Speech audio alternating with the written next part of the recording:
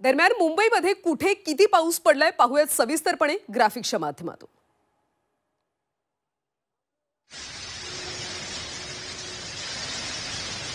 तर मुंबईमध्ये ही सकाळी 10 वाजताची दृश्य पाहतोय। अनेक ठिकाणी पाऊस झालेला आहे, संततधार पाऊस झालाय, मुसळधार पाऊस झालाय, त्यामुळे सखल भागात पाणी साचल्याचं पाहायला मिळतंय। मुंबईतली सकाळी 10 वाजताची ही दृश्य आपण पाहतोय।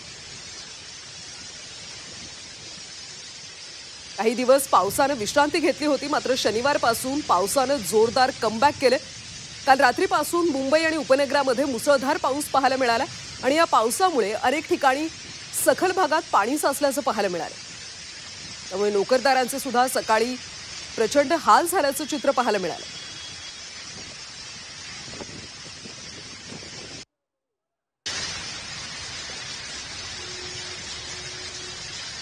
तर कुलाब्यामध्ये 151 मिलीमीटर पावसाची नोंद झाली। वांद्र्यामध्ये 170 मिलीमीटर पाऊस झाला।